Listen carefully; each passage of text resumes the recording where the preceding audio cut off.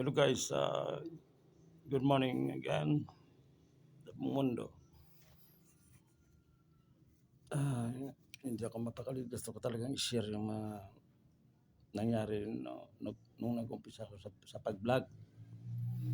Alam niyo guys, unang-una, bago ako mag-vlog, ang totoo ay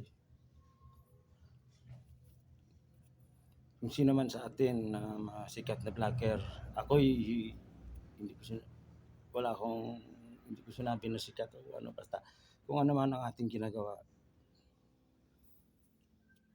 kung ano man ang ginagawa natin, kailangan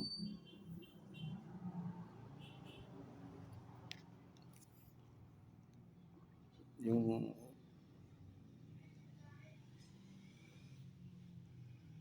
parang ayoko, hindi ako magpagkasalita.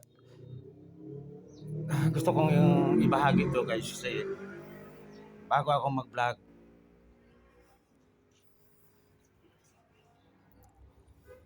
kailangan natin ang kunting panalangin. Una-una, in the name of Holy Spirit, kasi yung Holy Spirit, sa akin lang yan, hindi ko yan, sa aking paniniwala yan. Gusto ko lang i-share. Alam niyo guys, ang Holy Spirit ay yan ang gabay, yan ang nagsasalita, yan ang gumagalaw sa ating katawan. Yan ang pagkakaalam ko kasi naranasan ko na. Minsan, i-share ko sa inyo, hindi nga ako paniwala na makapagsalita ako ng ganito sa pag-vlog ko. So, isa lang ang dapat nating alamin. Ang Holy Spirit ay siya ang gabay sa lahat kung ano ang dapat nating gawin. Yung naalala ko yung nag-attend kami ng prayer meeting sa Manila. Yung istorya doon, narinig ko doon. Ang sumulat ng New Testament o basta sa Bible New Testament, in the name of Holy Spirit, tao yung sumulat. So ngayon, ang tao na sumulat ng New Testament, kahit siya hindi niya ma-explain or hindi niya alam kung paano na isulat yung New Testament. Alam niyo, ang Biblia ay napakalalim yan. Yan. Because kung bakit na isulat yung New Testament,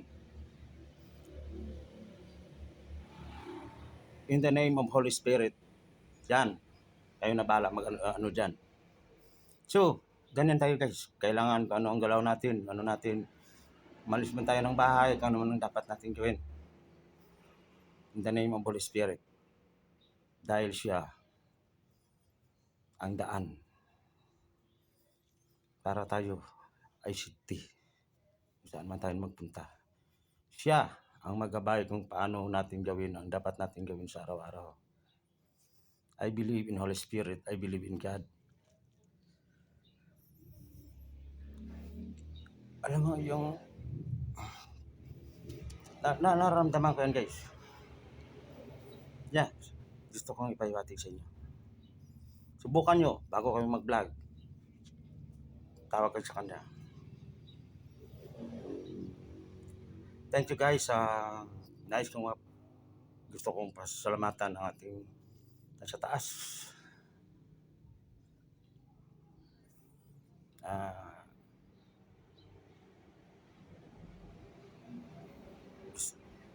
Paulit-ulit yung sabihin, taos pusong nagpapasalamat with feelings in the name of the Holy Spirit.